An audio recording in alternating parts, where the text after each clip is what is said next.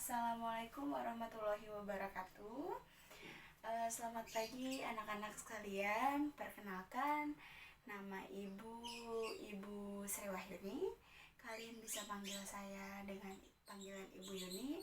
Nah, kalian semua apa kabar anak-anak? Alhamdulillah kalau baik-baik ya. Nah, kebetulan saya adalah mahasiswi semester 4 di Universitas Indra Prasta PGRI Jakarta. Nah, beradanya saya di sini, saya akan memberikan bimbingan konseling klasikal kepada anak-anak semuanya berupa layanan informasi. Nah, untuk layanan informasi yang akan kita bahas hari ini adalah pentingnya teratur di sekolah. Sebelum kita memulai layanan ini, baiknya kita berdoa dulu ya anak-anak ya. Berdoa menurut kepercayaan masing-masing, berdoa dimulai. Berdoa selesai. Setelah berdoa, izinkan Ibu untuk mengecek kehadiran kalian semua ya. Nah, setelah Ibu mengecek kehadiran, untuk teman-teman yang tidak hadir, kalian bisa memberikan informasi yang kalian dapatkan hari ini kepada teman-teman kalian yang tidak hadir hari ini. Nah, untuk yang tidak hadir dikarenakan halangan sakit, kita doakan semoga mereka cepat sembuh gitu ya. Nah, lanjut kita akan membahas tentang pentingnya teratur di sekolah. Sebelum layanan ini dimulai, Ibu berharap kalian mampu memperhatikan dengan penuh layanan informasi yang akan Ibu bahas tentang tata tertib di sekolah gitu ya. Nah, untuk layanan hari ini Ibu berikan judul tentang pentingnya teratur di sekolah. Nah, dalam pentingnya teratur di sekolah itu nggak cuma kalian mendapatkan hak, tapi kalian juga memiliki kewajiban. Nah, baik apa itu hak, apa itu kewajiban, dan apa hubungannya dengan tata tertib sekolah, kita akan bahas satu persatu ya anak-anak ya. Nah, apa itu hak? Hak adalah milik, kepunyaan, kewenangan, atau kekuasaan untuk berbuat sesuatu karena telah ditentukan oleh undang-undang atau aturan. Hak adalah tuntutan yang dilakukan agar mendapatkan sesuatu karena mungkin punya dasar yang kuat dan disertai posisi yang mendukung untuk mendapatkannya. Nah, berikutnya adalah kewajiban. Kewajiban adalah sesuatu yang dilakukan atau dilaksanakan. Nah, kewajiban adalah keharusan memenuhi suatu tuntutan apapun yang terjadi dalam kondisi apapun, dan akan ada suatu imbas balik bila kita memenuhi maupun tidak memenuhi perkara tersebut. Lebih singkatnya seperti ini. Hak adalah sesuatu yang kalian dapatkan setelah melakukan kewajiban. Jadi kewajiban adalah hal yang memang harus kalian lakukan untuk memperoleh hak itu sendiri, seperti itu. Nah, lanjut kita akan bahas tentang tata tertib sekolah. Anak-anak sekalian, ada yang pernah dengar apa itu tata tertib?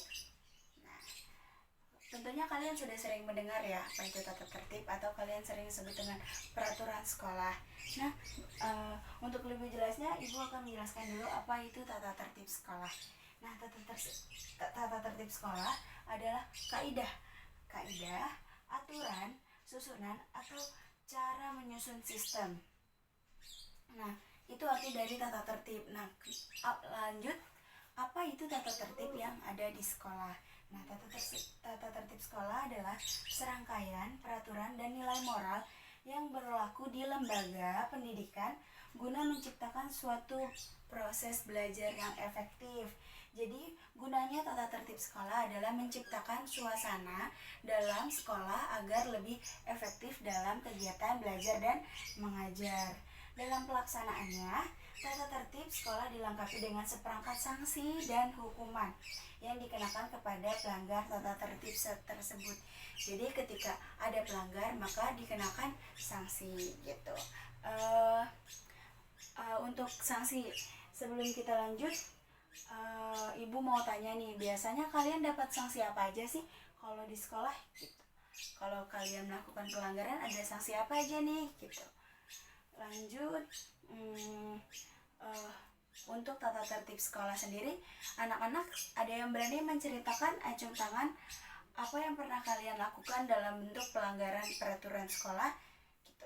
Kalian boleh menceritakannya dan bagi pengalaman kepada teman-teman kalian.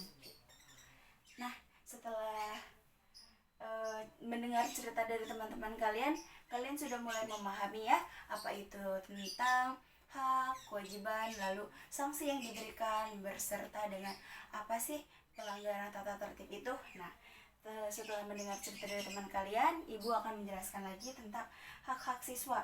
Jadi ini adalah beberapa dari contoh hak-hak yang kalian bisa dapatkan ketika kalian bersekolah. Nah, hak ini berarti apa teman-teman? Apa anak-anak? Nah, ini yang harusnya kalian dapatkan. Baik ya.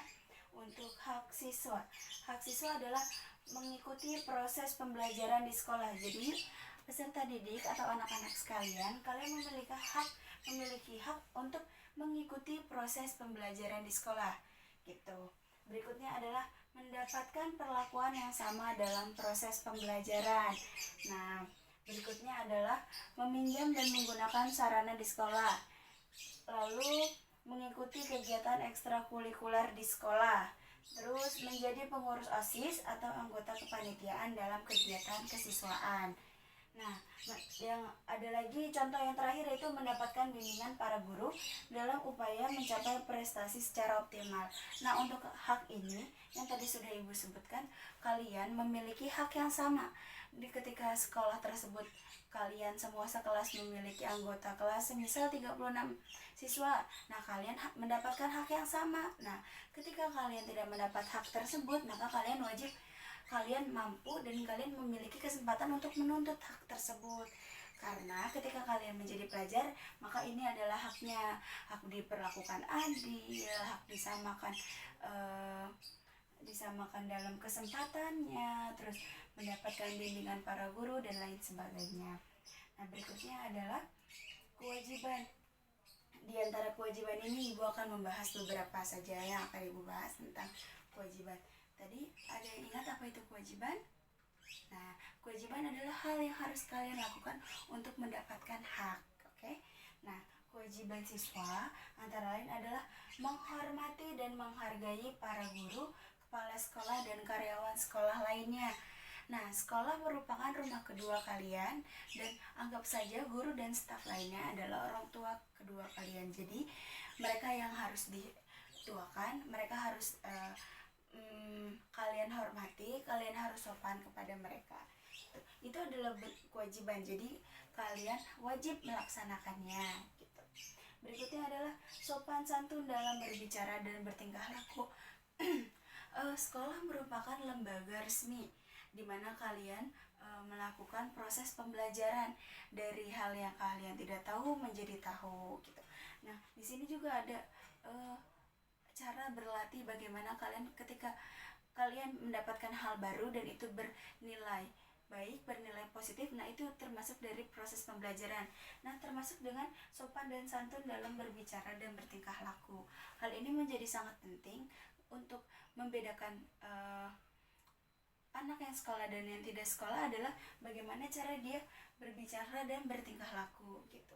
Maka sebagai pelajar alangkah baiknya kalian bisa menjaga sopan santun dan perilaku kalian. Terus ada lagi selalu hadir di sekolah paling lambat 5 menit sebelum bel masuk dibunyikan. Nah, ini termasuk kewajiban. Nah, kewajiban ini termasuk dari tata tertib sekolah di mana kalian harus sampai di sekolah 5 menit sebelum bel.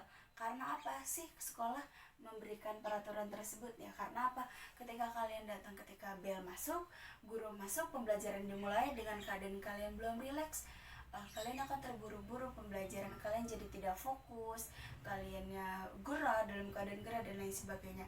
Nah, berikutnya adalah berpakaian seragam sekolah sesuai ketentuan yang ditetapkan sekolah. Kenapa kalian harus memakai seragam sekolah? Nah, itu bentuk kalian tertib terhadap peraturan gitu. Terus memelihara rambut dengan rapi, pasti kalian nanti kalau misalkan gak cukur rambut pasti kalian diomelin.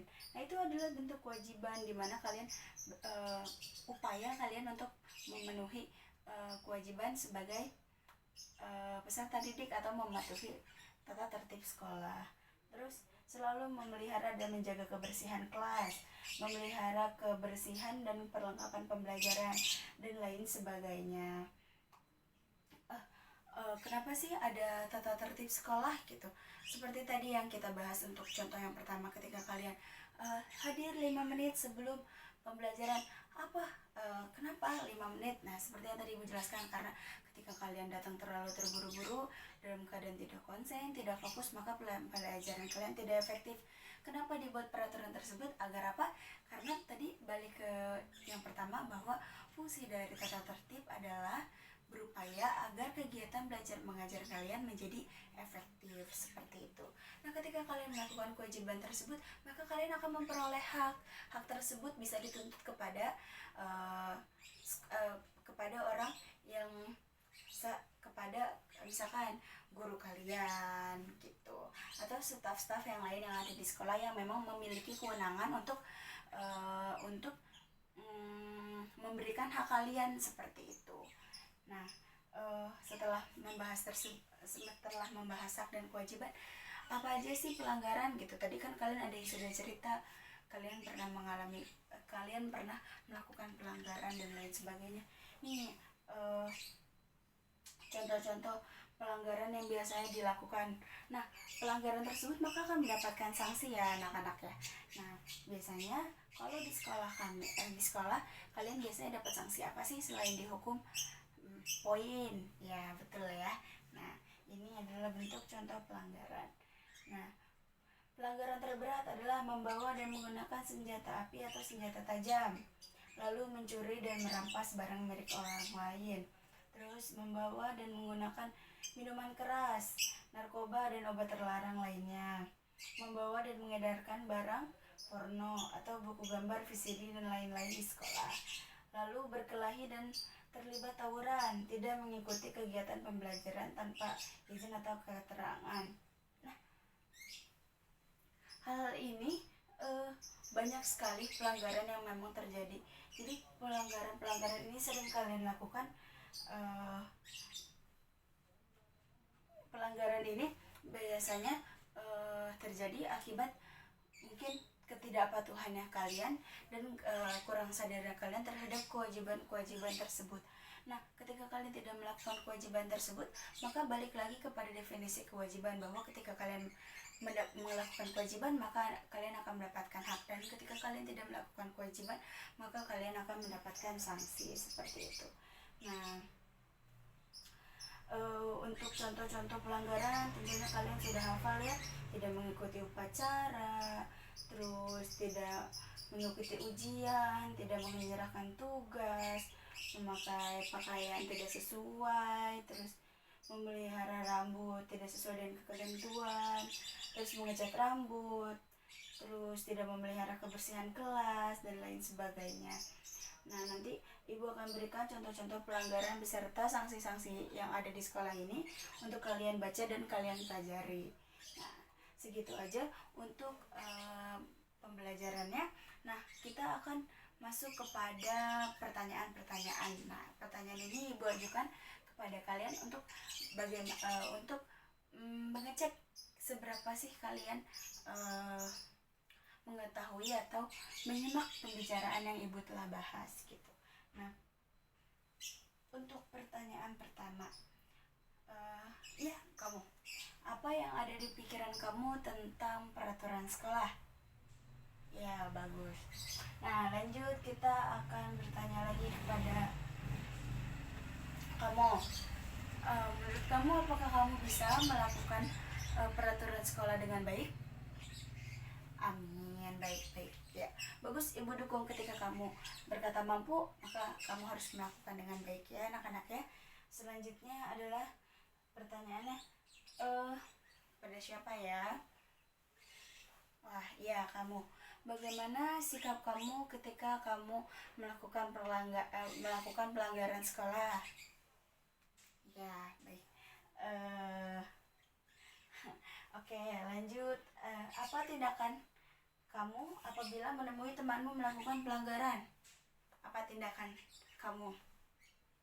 Ya, bagus. laporkan saja ketika kalian melihat sebuah kesalahan atau kejahatan.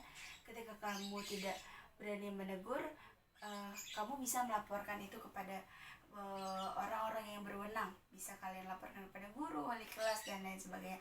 Ketika kalian mampu dan memiliki keberanian, kalian boleh tegur secara langsung, karena ketika kalian menegurnya, maka kalian membantu sekolah untuk memberikan membantu sekolah untuk mengefektifkan kegiatan sehari-hari dalam sekolah.